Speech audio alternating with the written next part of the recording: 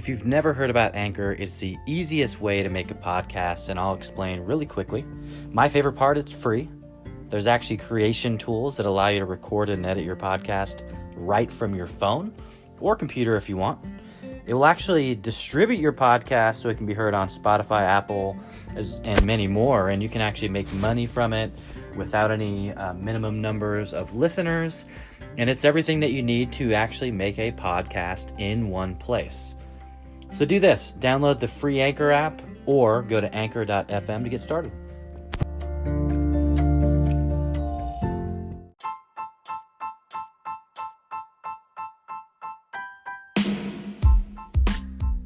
Hey everybody, hope everybody is doing okay with all that is happening. COVID-19 is still picking up, so if you're out there and you are going out and about and you don't need to be, I think this should be everybody's call to action to just hang out inside. Let's do our best. Hopefully everybody has everything that they need. Really excited about this episode with Rich Cardona. He's an awesome guy, former Marine, now entrepreneur, and some of the things that he's doing are super, super impactful. So I hope you enjoy this episode, and I will chat with you right after.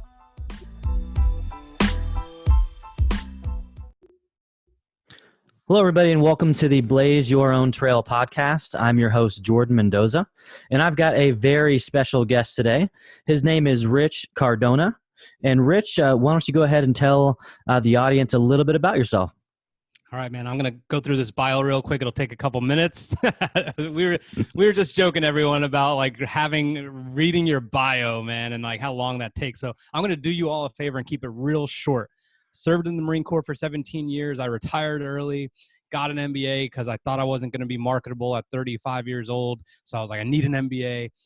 Got that MBA. That landed me at a lucrative retailer, which everyone knows and where you get all your stuff from. And that was what it was for a couple years.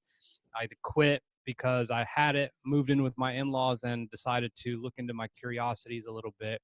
And it led me to storytelling with video. And now my company called Rich Cardona Media. That sounds so indulgent, but I just want to make sure I'm sticking to what I know best, which is personal branding. So that's what it is, man. And that's what it is, everyone. And I'm happy to be here. And I really, really hope if there's at least one person that listens to this and believes some of the things I've accomplished or some of the kind of courageous, so to speak, steps that I took help, then that's a victory. Awesome. Well, appreciate you sharing that. So, Rich, where did you grow up? So where did you live? And I guess grow up, I mean, we'll just do from being born up into high school. What area, where's that? Dirty Jersey, man. Howard Stern once said, if the U.S. were a pair of underwear, New Jersey would be the skid marks. So, yeah, man, I'm from New Jersey, Morristown, to be specific. It's north central. A train ride, 30-minute train ride to the city, New York City. And that's it, man. I mean, we did that for a while. My parents were, I'm a first-generation American. My parents from Colombia and Honduras. We moved up to Randolph. So I was in New Jersey the whole time, and the only time I left New Jersey was to join the Marine Corps. Okay. Awesome. And so what were you like as a kid? Were you into sports? Were you not into sports? What type of stuff did you get into when you were younger? Is this let me just ask this. Is this a G-rated podcast? Yeah, so, let's keep it it clean. We'll keep it medium, Of course. So I have to ask. That's because I was a punk. I was into sports for sure. Football, track, soccer. I loved all that stuff. And while it really should help you understand and realize the team aspect of it all, I was always kind of focused on what I was getting out of it, where I could go, where it would take me. And I mean, I wasn't an incredible athlete or anything like that, but it took me a while to conceptualize how much teamwork means. So I did all that stuff, but I was really, and the reason I asked that is because I was into drugs. I mean, and by drugs, I just mean, marijuana, stuff like that. I drank. I was always drinking. I was always at parties.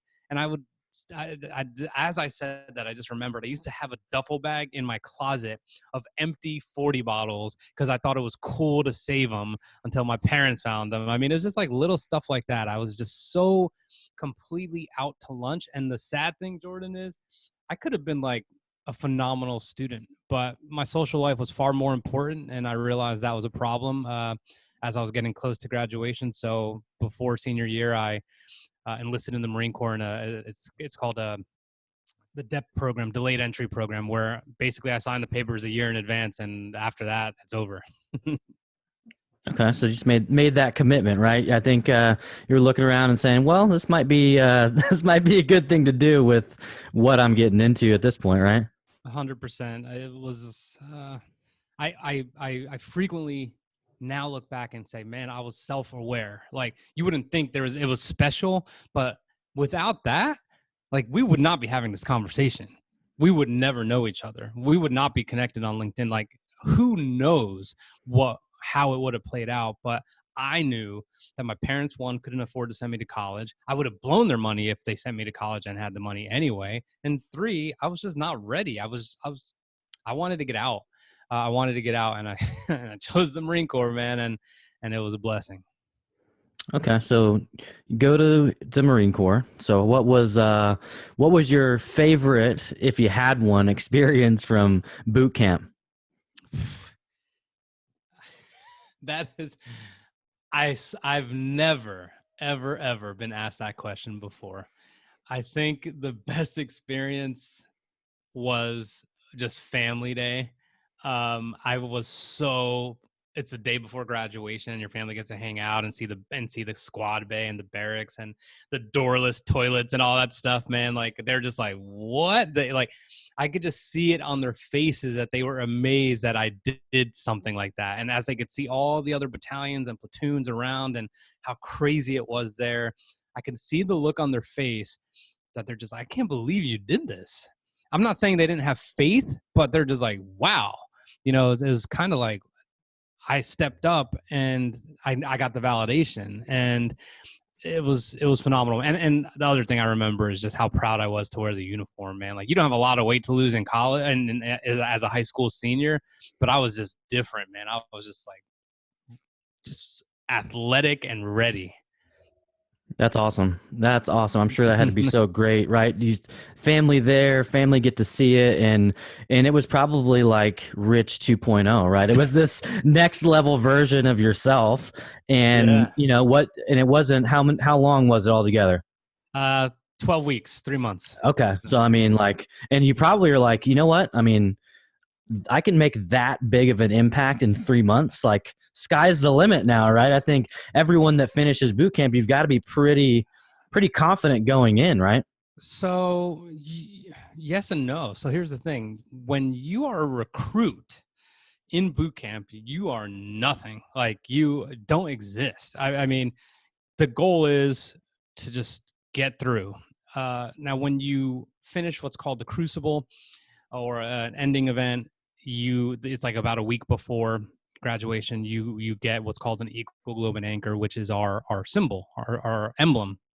You get it, and it's supposed to go on our covers or our hats, and that meant you were a Marine now. So yes, I was like 2.0, but it was actually more like 1.001. Like because every next evolution was just like the unknown, right? I had to go to infantry, like a school of infantry. I didn't know anything about infantry tactics. I shot a weapon for the first time in boot camp. Later in the Marine Corps, I ended up teaching. I was a marksmanship instructor, which is beyond me. But it's just like life, and it's a fair comparison to the civilian world as well.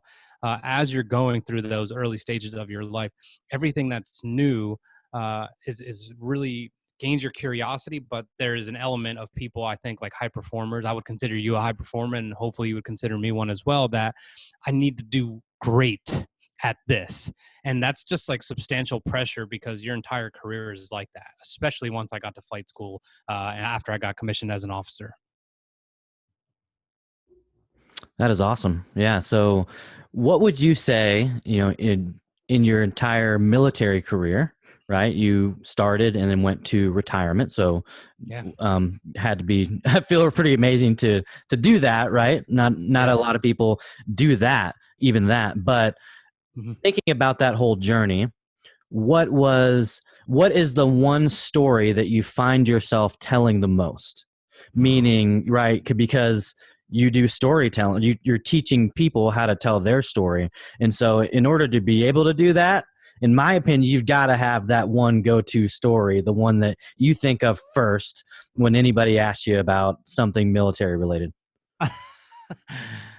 This is amazing, man. These are questions I've never been asked, and I should have the story ready to go. I should have my own advice to be practicing what I preach, and I don't have the go to, but I have a couple that I know I could. I mean, here's the first. I was a private when I went into boot camp. That is an E1. That is like you.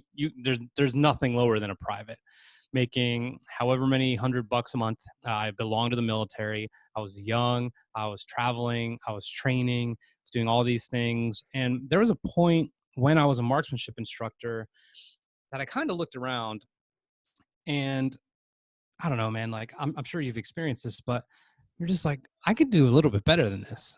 I feel like I'm better than what I'm surrounded by right now. And it wasn't an arrogance thing. I just always want more. So I applied to this officer transition program, and I was the only person in this battalion to apply for it, which bodes well because that's just the Marine Corps loves initiative. So I applied to this program and I got in. And what it did was it sent me to Newport, Rhode Island for 9 months. And basically, I got all these college credits. It was like almost finishing. It's like finishing your last half of your senior year in high school and doing your freshman year in college.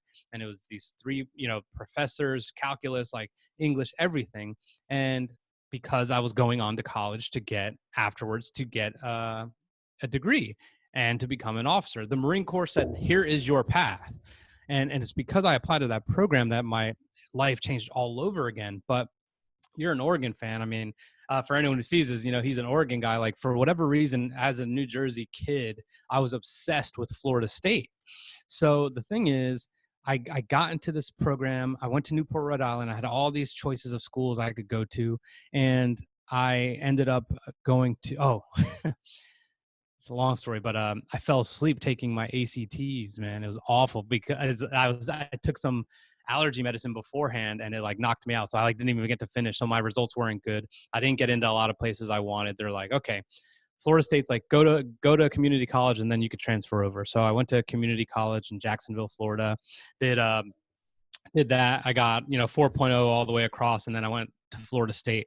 Now the point of the story is this: I'm a first generation American. I have an older sister who did not complete her bachelor's of nursing. No one in my family really had gone to higher education. As a matter of fact, I think my father has an eighth grade education from Columbia, and I think my mother has a high school education, and she ended up being a cop, and after that, just working odd jobs all over the place. So it was another opportunity to change the trajectory of my family. And the culmination of this all is when I went to Florida State for orientation, I could literally, as I approached the stadium and walked in and just looked around, I was like, my entire life is changing right now. And, it's college. To a lot of people, that's nothing. But to be serving in the military, to get the opportunity to go on the military's dime to college and to become an officer, I mean, everything was changing. And again, like I started to have that kind of cumulative confidence rolling up and then desire to want more. I'm like, well, if I could do this, what's next? It's always what's next. So yeah, man, that for sure was pivotal moment in my life. And that, I think, my friend, is your story. I think that's I think that's the one you've got to lead with now when you get asked that question, because that's an amazing story. And that's what this show is all about: blaze your own trail, right? It's people that have done that. And you're talking about retired from the military and then go to community college, right? Some people would even look at that and say, like, why are you going to community like you Yeah. graduate, you retired as an officer and you're going to community, you're going back, No, you so know, let me right? let me hold you up for a second. So Yeah. no, this was I was enlisted. Oh, this is And while you were enlisted. exactly, and this was a part of becoming an officer. So like because they were sending me to college, I was going to become an officer. And it still holds the same weight though, Jordan, because I did all of that, but if I wasn't an officer, then my retirement would look very different right now.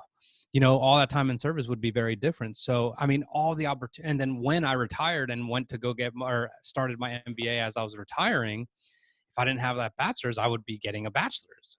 So it's just crazy how it all worked out. But yeah, blaze your own trail. I absolutely am unorthodox in many of the decisions I make, and I love the ones that work out. Yeah, and like I'm one of those people too. Like I thrive in chaos. I get energy from the clock ticking. I get energy Yes. from having multiple things going on at once, and Yes. and I actually can't focus on one thing. I mean, it's Yeah. just not part of my DNA. So I definitely get that, and having an unorthodox journey, right? Yeah, But man. Yeah, but you get what's it. I know you get it. You told me everything right before we started. I mean, you are on it, and it's great to be in your company because, like, hey, for everyone who's watching, I love to talk about the host anytime I get a chance, and I'm complaining about sleep deprivation with the 1-month-old, and Jordan over here has multiple children, another on the way, and all kinds of other things going on, and he's still doing this. Like, that is blazing your own trail. That is saying, like, I could just do my normal thing, come home, spend time with the family, and that's it. But for anyone who listens to this is Saturday night. It's after 7 p.m. and I was at the grocery store 20 minutes ago. I'm like rushing home. I'm like, let's do this. But I'm like, I love it. I've never had a podcast on a Saturday, and I applaud you for Hey, I appreciate that, man. Check is in the mail for that gracious, array of compliments there. that. But yeah, it's I'm a regular guy. I always tell people, I'm like, I'm a regular guy. Like what you get with me on a podcast is the same as you get with me, at a restaurant is the same you're going to get with me on LinkedIn. You Yeah. got to be the same. And I think, one thing I really enjoy about your content is your authenticity, right? You're super authentic. You're always vulnerable, and in my opinion, those are really, really huge strengths in human beings, right? People that can actually be okay with sharing things from the heart, right? Yeah. Even though, like, it's so interesting. I've found when I've shared the most, I actually get the most trolls, and it's actually it's very, very funny. It's like, wow, I just shared like 3 moments in my life where I could have died, and then you come out and you try to troll me about that. It's like, Yeah. I really feel bad for, like, I truly feel bad for them, because it's one of those things that, like, that's the headspace that you're in, so what are Yeah. your thoughts on that? Because I'm sure that, as much content as you create, like, you're bound to have people like that come out. It's really funny. This that could not be a more timely example of something that we should discuss, and that is yeah, like the trolling thing, the putting yourself out there. If you make it public, it's public. Like there's no turning back. I mean, even if you go and delete something, it doesn't matter. So, obviously, you and I love LinkedIn, and a friend of mine did an open letter to Jeff Weiner, the current CEO, not long ago, and she just talked about, being harassed as a woman on LinkedIn. And then like before that, plenty of people came out of the woodworks and were, because she had made a little bit of content about it, and she got all these DMs. So I had her on the podcast and we talked about it. So I posted about it, and, it's not like I'm some, like, I don't know how to explain it. Like I'm like, save all the women or anything like that. I love to tell people stories, right? So I support the story. I support the courage. I support the effort. Boom. But I got some trolls, and it was really interesting because I ended up having to block the guy because he goes, I mean, it was just like unbelievably vulgar language for that platform to begin with. But 2, he's like, I don't need you telling me my opinion. She has a block button. You have a block button. Your stuff is so soft. I've seen your content. What are you, 7? It's just kind of crazy. Now I'm going to be so honest right now.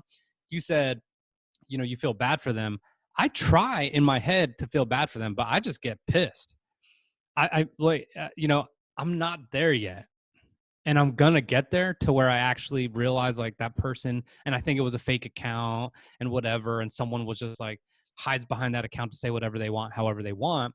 But my first instinct is F you, like you are literally validating the problem, because he goes on to talk about women on this platform and all this other stuff. It was just super vulgar, man. So I wouldn't say I get trolls often, but today was an exception. And instead of being in the headspace of I really feel bad for this guy, I was actually just kind of upset about it. The only other time something like that happened is when I made a post about someone who tried to sell me, right off the bat in a DM. And I was like, this is not how you do it. I screenshotted it, blacked out the names, and I posted about it. And there's a fellow Marine. It's like, this platform is too good for you to just get all the high fives for trying to publicly embarrass someone type thing and blah, blah, blah, blah, blah. And I was like, that's a good point. But me, I'm like, let me check this dude out.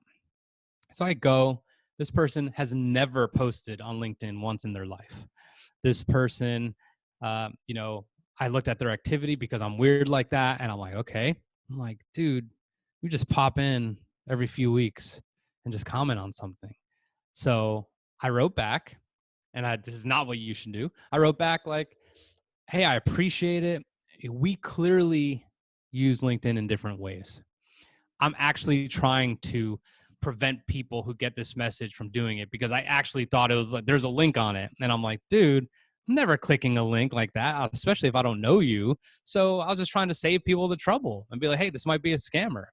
But, it's just really interesting, man. And I would say this, no matter how gracious you try to be, in that vulnerable state, when you get feedback, positive or negative, like the only thing that actually matters is like your gut feel. I absolutely felt compelled to maybe look at things different after I got some of that feedback, but I know where I'm at, man. Like my North Star is on point, and I definitely have some work to do. I love what you said, man, about feeling bad and having empathy. That person maybe has a way worse life than I do.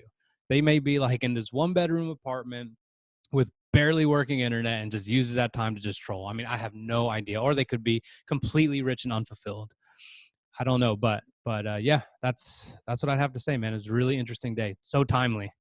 Yeah, and the one thing is anger is a secondhand emotion, right? Which means that typically as humans, we don't get angry for no reason. There's usually some type of physical, emotional, psychological pain that person's experiencing, Yes. right? And so I think if you can think about it, through that lens and look at it that way, then you can give people a little bit more grace. Yeah, Now, I am that. like I'm super optimistic and empathetic. I mean, those are two things about me that are very indicative, especially if you look at any of my content. I'm all about helping people. I'm a believer in reciprocity, and I love connecting, and that's just what I'm all about. And I really got a lot of that from my mom. Like, she's the biggest, even though she's not with us anymore, she's still the biggest influencer in my life, and I've shared a little bit about her story, but she was a woman that was actually born with one lung. Wow. And back in 1958, the doctors really said, you know what, you're probably not going to live to be 18, and you're definitely not going to be able to have any kids. And she ended up having 5 boys, and she lived to 54 years old. So she did, really remarkably well with the cards that she was dealt. But she just went through life with positivity, and she was super nice, and she was like ESPN before it existed. She knew everything about sports. So, as you can imagine, all of us boys, like, we were super into sports. But wow, for me, I actually didn't enjoy playing sports as much as I enjoyed selling the beef jerky sticks and the candy bar, so I was like a young hustler, young entrepreneur, and that's hilarious, and so, but I love that part of journeys. So what do you think, looking back to being a kid or being a teenager in high school or in college, what was it that like where it really clicked for you and you were like, you know what, I can see myself really having my own thing, doing my own thing, building my own brand? It it it didn't happen until 37 years old. I'd be completely making it up if I told you in high school I thought I needed a crutch for everything that I did everywhere. And I mean, even in the Marine Corps, I would, looking back, it's considerably successful career for sure. But it wasn't until 37 and I quit my lucrative job to pursue passion, so to speak, which is, you and I know that is one of the things that trends on a platform like LinkedIn, which is, don't pursue your passion. Like, you need to be organized and this and that. Like, I literally pursued what I was passionate about and it worked out. But it wasn't until how comfortable I felt doing what I was doing, which was branding executives, and how I could see how comfortable they were, that I realized this is something special. This is where I belong. Like, all those times when I was getting my MBA that I felt uncomfortable being in there, all the times that I was flying and I'm like, I'm not a good pilot. All the times I was in the Marine Corps and I'm like, I don't even know if I'll get promoted to major. All the times, everything that I doubted myself, like, it all was flipped on its head when I uncovered this. And you know what? I mean, it's a startup. Like, I'm not rolling in it, man, like, at all. But what I am rolling in is just like this overwhelming feeling of arrival, just this peace, and working tons of hours and having a family and trying to maintain like some level of fitness and all these other things. But it's all kind of just my mom. So my mom is not like your mom, or was not like your mom. My mom was also born in 1958. She's negative Nancy. She's mentally ill. She was not an optimist. She was not a supporter. She was the complete opposite of your mom, which explains why I get angry first. And she's very judgmental. But she always tries to give advice, and it's usually just like, God, mom, just stop. But she always says, you are where you need to be. And she's right, man. Like, no matter what the situation, like, you are supposed to be right there. So now, instead of looking back at my former job, like, that was the worst experience ever, which, I mean, yes, feeling wise it was, but it literally was the funnel that led me to where I am. Getting my MBA, which I was like, man, I shouldn't have wasted any money. Like, that was not a great experience either. I didn't feel like I belonged there. Without that MBA, I wouldn't have got that job. Without my retirement, I wouldn't have had the money to cover that private, tuition. So everything aligned very late in life, not very late in life, but midlife ish. And now I look through life with a very different lens because of that. That's awesome. And everybody's journey is different, right? I just had the pleasure of interviewing David Meltzer this week. Oh, nice. And I mean, what an amazing story he has. I don't definitely, if you haven't listened to that episode, folks, make sure I just dropped it. Make sure you listen. Nice. The guy just, he was just a powerhouse. Like he like knew what he wanted to do, and he had early success, and then until he lost it all. Right. So, it's stories like that, and it's hearing your journey, right? Where, you finished school, you went right into the military, and while you're there, you went to school, like, you did all these things. And like you said, it's, you are where you are, right? It's all part of that journey. Right. And yeah, really, like, knowing that you haven't arrived, right? Like, you feel like you are somewhere, but you're not to the end of your destination yet, right? Like, because I look at myself, and I tell people all the time, like, I feel like a rookie. Like, I'm still figuring things out. I'm learning every single day. Yeah. And it's always humbling when other people, kind of see you a little bit differently than you see yourself, because I'm like, man, like, wow, that was super nice of you to say, but I'm still, just a regular everyday guy, that's on the journey just like everybody else. Yeah, man. I will say one thing on that, which is, when you're in the military, or when people know you're a veteran, everyone's like, oh, thank you for your service. You're like, yeah, all right. I used to get so uncomfortable. My wife's like, just say thank you for your support. And that is like the best answer ever. It's like literally like reciprocating the sentiment in a way.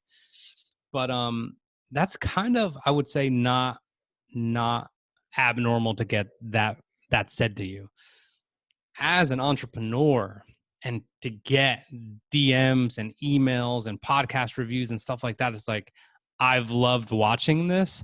You've grown so much.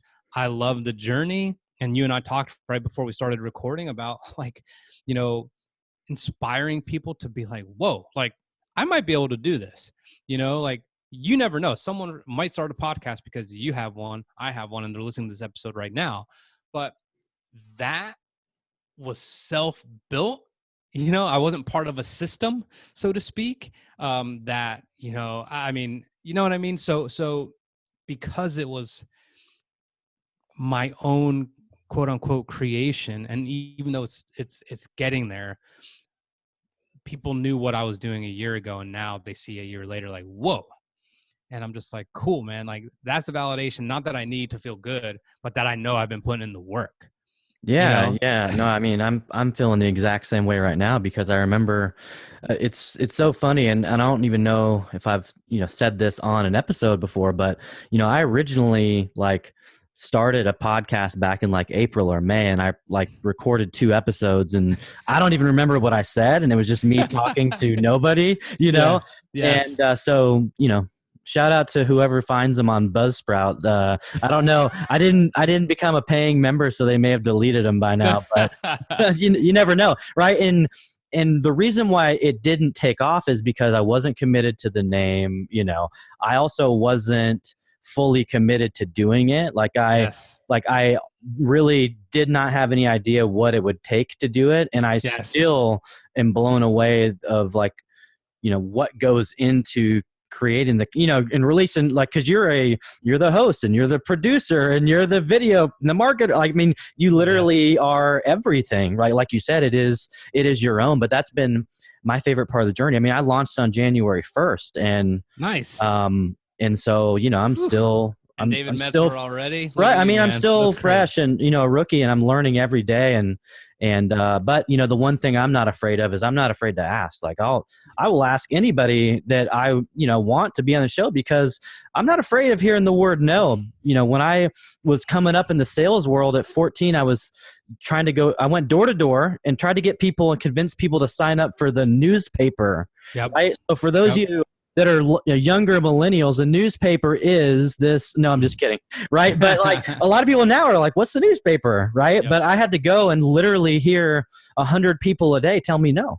Yeah. So like if you can do that at 14, you really start to develop this thick skin. And that's one thing that I've always had the ability to do, is just not be able to hear the no's, because I know the yes is coming. So let me ask you this, because this is so important. I think that's actually the real secret sauce to this whole thing. Whether you're a podcaster, social media person, your job, I mean, it doesn't matter. Like, being able to develop that thick skin and to just continue to just persevere is probably the biggest unwritten rule of success. Now, that being said, I want to hit on something you said. So I'm going to do a little reverse right here. You said at 14 you were doing that. What if you didn't do that at 14? And what if you went to your undergrad and then you got your MBA right after, because some people are weird like that, and then you're 27 years old, something along those lines, and you don't have that? It's a different story when you're in your 20s and you're actually a grown man or woman. So what would you say to the people out there who have not yet experienced it and they're gonna? Well, for the first thing I would say is, figure out how you're wired. Right. I'm an MBTI certified practitioner. So I, have the ability to debrief people on the Myers-Briggs Type Indicator Assessment, and, finding out whether you're an introvert or an extrovert, finding out if you're more of a sensor or a thinker or a feeler, right? Are you a judge or a perceiver? Because, I really believe now, everybody is way more than their type, but if you actually know the framework of how you're actually wired as a human, it makes it actually makes life a lot easier, and it can actually not just help you with your career, like finding out what you want to do on your career path, but it actually help you in your marriage. If you're married or if you're trying to find a significant other, it'll really teach you some things about like how you handle stress and how to deal with that, right? So I think that is a place I would start now, knowing what I know, right? Is that what you were saying? Knowing what I know now? Yeah. And so the other thing I would say is, take an emotional intelligence assessment, like get a baseline of where you are on the EQ scale, because the one nice thing about EQ is over time, you can actually increase those EQ muscles. So if you're low on self-awareness, by doing different activities, you can increase self-awareness. If you're low on being able to actually manage your emotions, meaning you just kind of flip out immediately, like you can actually do different exercises to increase that. And then also how you show up in social settings and how you maintain relationships. Those are the 4 buckets of EQ. And I'm a firm believer in actually working on them, right? Trying to actually make changes, because you become a better version of you. Yes. That is, I would say, borderline profound, man. and by that I mean, like, I consider myself emotionally intelligent, and I consider that because of just the way my relationships are maintained. But you are right in the fact that there's actually like tangible ways to work on it.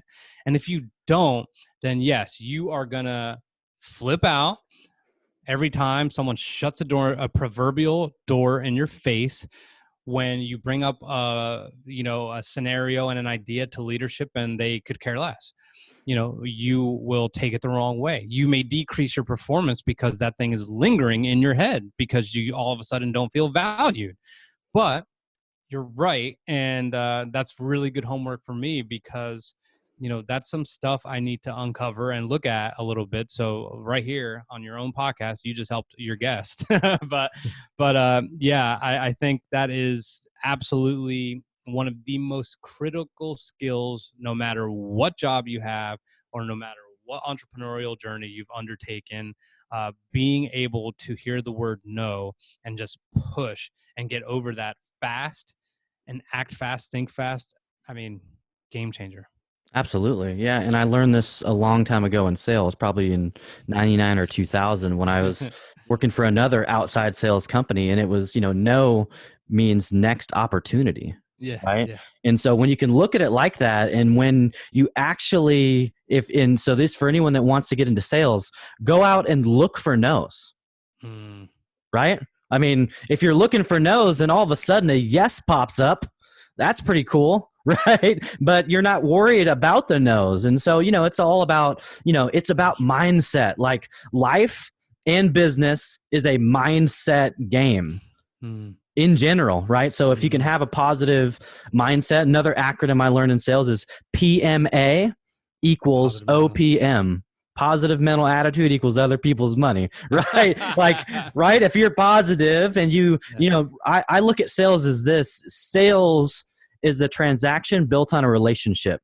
Yes. Right. Because people buy from people that they like, they know, and they trust. So if you can build a contextual relationship with your prospect through that buying process, right? Like that's going to lead to sales. It's not going to lead to sales every time, because again, you're going to get no's. Yeah. But if you have that framework and you are consistent, like sales are going to happen. You're right.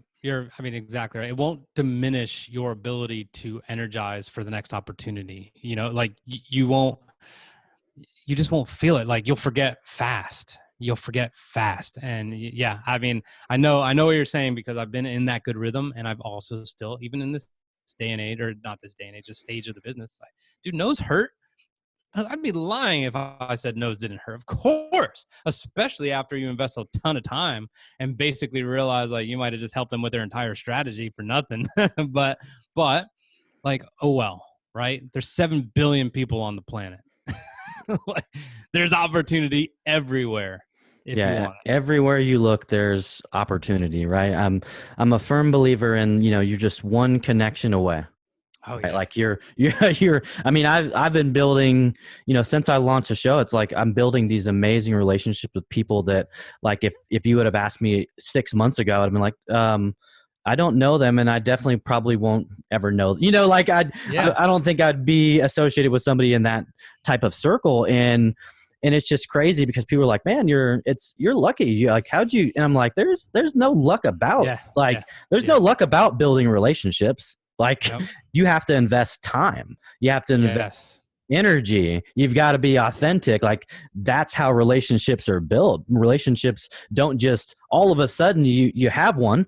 Like, you know, you have to go through things in order to build, right? That's why it's called building a relationship. Yeah, man. Two things on that. Number one, if oneconnectionaway.com does not exist, I would get that domain right away.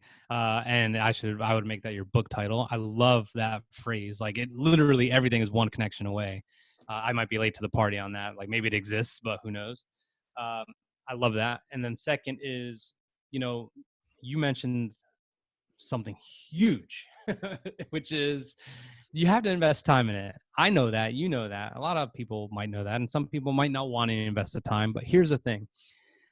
When you believe that everything you've been doing, whether it's your job or whether it's your journey or whether it's your product or service, if you go into any sale or potential relationship or lead or prospect or anything like that, feeling like somehow, some way, someone owes you something, even if you're not like verbalizing that in your head and saying that, I know what it's like to actually like feel that. You have to flush that out, because that will shine through anytime you try and build a relationship, because people can sense a mile away when you actually have an expectation of them. And if they can sense that you have an expectation of them, whether it's a transaction or whether it's you thinking 7 steps ahead, like, by knowing Jordan, this could get me on, you know, David Metzler, right? Like, if you could sense that, and if that happens, then you've probably unless you are super strict, emotionally unintelligent business people,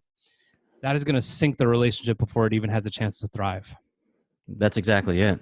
Yeah. I mean, I truly, like, one of my things is I like helping people. Like, I like knowledge transfer. Like, my full-time job is I do training and development, you know? So like, I love being able to take somebody from one location and have them end up in another place by the time, you know, we've had an exchange, right? Like, that to me is important, because if you help people grow, you're naturally going to grow. Yeah. Right. So if you have that, you know, the concept of I want to be in service to others, and like you said, do it without expectation, it's amazing how things just end up coming back. Like, good things just start to happen, you know? So true. Like, people don't believe that. And I mean, it's like the same thing. Dude, I'm not a super religious guy. I grew up Catholic, but I mean, I'm not super religious these days or whatever. But look, like, we all know we do it. You know, when something bad happens, when I see, you know, what happened with Kobe Bryant, and that was a huge trigger for me, because I used to be a pilot, and I know a lot of people who are gone. That's like those days where you start praying, and then it's like, wait a second, like, you can't just tap into that like whenever, right? Like, it has to be kind of consistent. So that being said, you know, when it comes to, you know, how you approach your relationships and how you approach like what you want for yourself, like, it can't just be like, when something bad happens, I'm really gonna like really turn it on, you know, or when something good is happening and then something falls out of the sky, then like you just have to be, what's the word you just have to really study the events that shape your life, and try and make sure you learn from them, and then be repeatable with all the things that have helped you thrive. And that karmic circle that you're talking about, by having no expectation and wanting to just help other people, is probably oblivious to the people who just are self-centered. And I used to be one of those guys. That's why I'm saying that. I used to be one of those guys, and life was different then. And now life is, I mean, could not be better. That's awesome. And so let's talk a little bit about what you do, right? You know, you were telling everybody a little bit about me and saying some nice things. So the one thing that I've seen in your content, right, is like you do help people tell their stories, right? I've seen it in some of the content that you've been producing on LinkedIn, and you had an opportunity to interview somebody recently at their office. Can you tell the audience who that was, and what I would just want to know, man. what was the experience like for you? That person was the Pied Piper of New York, Gary Vaynerchuk. I feel like I owe that guy like everything. That experience for me. So here's the thing. I actually met with him once before, and I was so nervous that even with my camera and my phone, I could not set everything up. I don't even know if I pressed record on something and whatever. And I mean, this thing was supposed to be 15 minutes. It ended up being 5. This subsequent meeting about a year later was supposed to be half hour, ended up being 12 minutes, which is fine because when you talk to that guy, it feels like an eternity because there's so much packed into it. The experience is this. I talked to him. This is so applicable to this podcast and what we've talked about, which is my judgment for others. I talked to him about people in the entrepreneurial space alongside me, parallel, in front of me, behind me, whatever it is, and how I judge them because I feel like I'm better. And I'm just like, I could crush it. Like I will pass you in the next couple months or weeks. Like your stuff's broken, whatever. Talk to him about that. And I was like, I don't want to judge like that. He's like, you're confusing judgment with being competitive. And he was dead on. Like I was judging myself for feeling that way, which is why I brought it up to him, and I wanted to kind of release myself from that. And dude, it's like you don't even need to finish talking and he already knows the answer. It's nuts. But that helped me. Now he did get me on judging. I still do, but that part was the competitive nature. Like I'm just super competitive, man. I want so much from myself, and I don't want to get outshined by a ton of people. And that's always how I'll be. That's just the way it is. Now, the part where he categorized my judgment was when I said, when I have prospects that end up flopping, and I said, sucks for you. I said that during the interview. I was like, I'm like, sucks for you. You could have done so much good work with me. He's like, that's judgment. And I was like, damn. And I was like, okay. I was like, what? Where is he going? And he's just saying like, that's me judging them because I didn't get what I needed, which was the validation of getting, the sale. Because I know I could help them so bad, but who cares if they say no? All right, back to what you were saying. Like, who cares?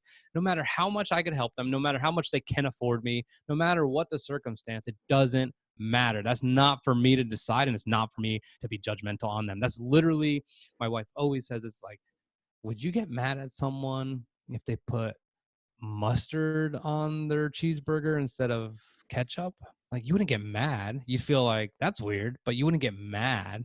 You wouldn't judge them. I'm like, Yeah. yeah. So with Gary, man, he is profound in what he does and probably the most attentive person in person. With someone who's as busy as he is there, like right there with you, like does not move his eyes. He's listening and he just brings you to another planet. But that is emotional intelligence on another scale. I mean, I don't even know how to categorize it. Yeah.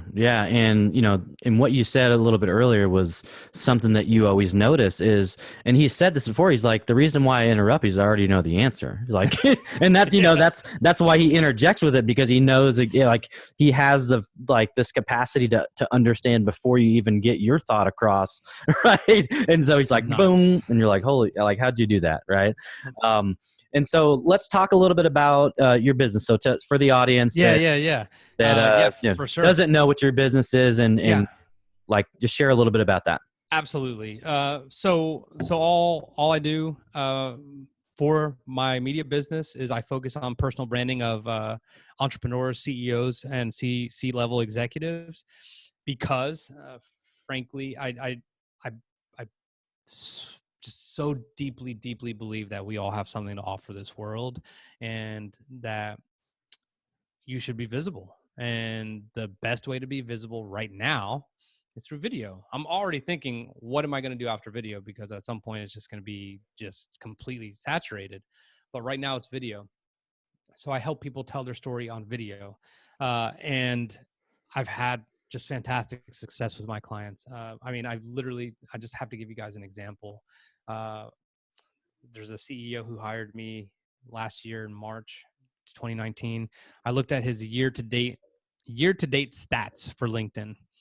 His year-to-date stats were something like 40 something thousand views, in the first 45 days of the year, this many likes and shares and all this other stuff.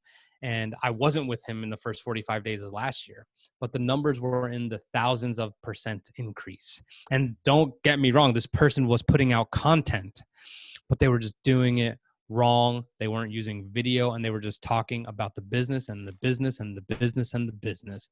You, Jordan, are more interesting than what you do. Believe it or not, that person is more interesting than his business. And you and I both know, man, like, look, we just talked about Gary Vee.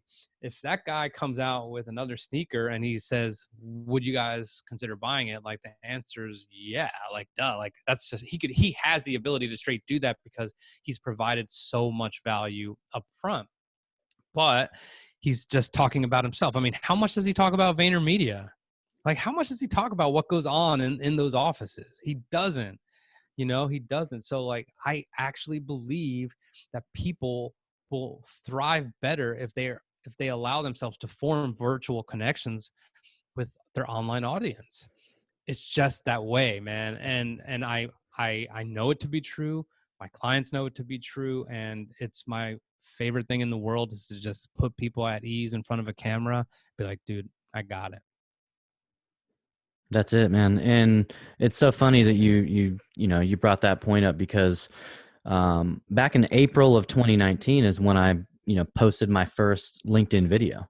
Yes. My first LinkedIn video. And I don't know if you're connected with Brian Schulman, but he's known as like the godfather of LinkedIn video, right? Yeah, I mean, man, the guy born 101 pounds when he was born, and then ended up having Tourette's, and just his journey. And so his initiative, What's Good Wednesday, actually, I was like, man, like, super positive guy. This is right up my alley, this type of content. Who doesn't want to see that type of positivity, especially in the world that we live in? And 100%. Then Saturday rolls around and he does Shout Out Saturday. Shout Out Saturday, and I was like, you know what? Like, man, so I got encouraged because he encouraged people to post their hashtag first LinkedIn video. And like, he had literally inspired me to do that. And so I think in April of 2019, I was at about 7,000 followers on LinkedIn. Yeah. Fast forward to December, I had passed 20,000.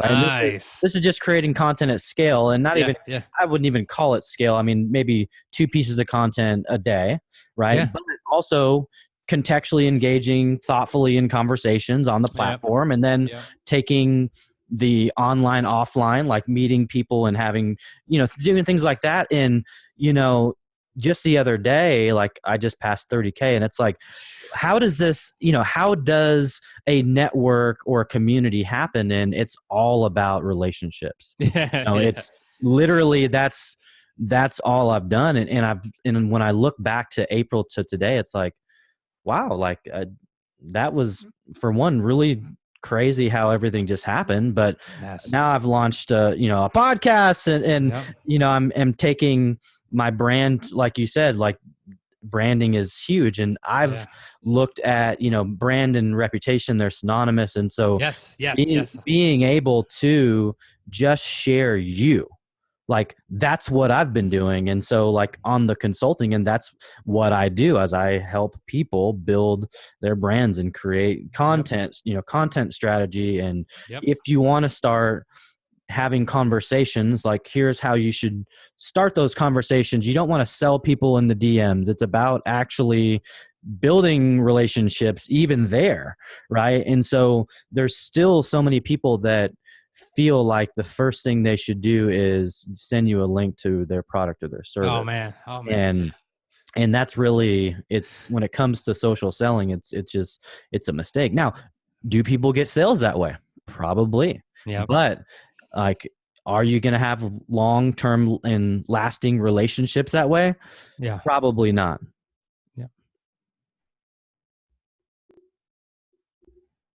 When it comes to social selling, look, like, the people who do make money by planting their stuff in the DMs and going after it, those are people who are strictly going off a numbers game where, it's like they could reach out to 1,000 people a day, and any percentage of that lands them, a client or a sale, that's a win for them. For people like you and I, dude, like it's just different. I want customers for CFL, man, customers for life. Like I want these people to be like, you really need to work with Rich, and you want people to say the same thing about you. And that's all kind of built by, I am trying to think of a different word than authentic for 2020, because authenticity and being authentic is like everywhere. but that just being real, that is going to just get you further faster, and I have the patience to do it, and you do too, and I know a lot of people we know don't. But yeah, man, all your success that you've had over that last less than a year is well deserved, dude. Well deserved. Appreciate that. And like I said, I'm just getting started, just still fumbling my way through all of the things that I'm doing. But like I said before, I mean, like I've got plenty of time, Yeah. I'm one of those people that I remember the like early April version of myself that was more interested in like watching consecutive episodes of Game of Thrones and, investing that time that I really made excuses about that I didn't have. Right. Yep. And now I just turn that time into actually focusing on things that are going to move the needle for the long haul. Right. Yeah. Not just like, and again, like I'm a human being, so I am going to watch some shows and things like that. But I think when you're intentional about the amount of energy that you spend on something and how and what that's going to do for you and your business and your brand, I think that that's more purposeful, in my opinion. 1,000%. And I mean, we could finish off with me telling you this, man. Like I've never, ever watched as little TV in my life than since I've been an entrepreneur. And this is the first year ever that I could remember that I didn't watch a full football game the entire season except a Super Bowl, like at all. I mean, I'm too hungry. I'm just like excited about what I have to learn, excited about who I could help, excited about what I have to do. And that is a very different feeling than like I used to say, white knuckling my way to work, post Marine Corps. So life has changed, and intentionality is everything. And that is just not a cliche. So, I really am grateful to be on, and I really hope your audience got something, and you dropped knowledge bombs galore as well. So hopefully people get value, and they could hit me up anytime. Absolutely. So speaking of hitting you up, where should everybody find you? Where is the best place to find Rich Cardona? I like LinkedIn is my favorite platform. I am quickly falling out of love with Instagram because I love TikTok, but TikTok is, I don't have an audience there per se, but LinkedIn is my favorite spot to be. And you can just look up Rich Cardona and should say video strategist on there. And if you're connected with Jordan already, then it'll show us as I'd be a second level connection anyway. So that's where I post all my content. And, I literally just changed my game plan for my content yesterday. So going to start a couple of new things, but that's where you'll find me. If there's anything I could do for you, please let me know. I'd love to help or explore opportunities. And Jordan, thank you so much for having me on. Hey, Rich, it has been an absolute pleasure, folks. That was Rich Cardona. Thank you so much for listening, and we'll catch you on the next episode.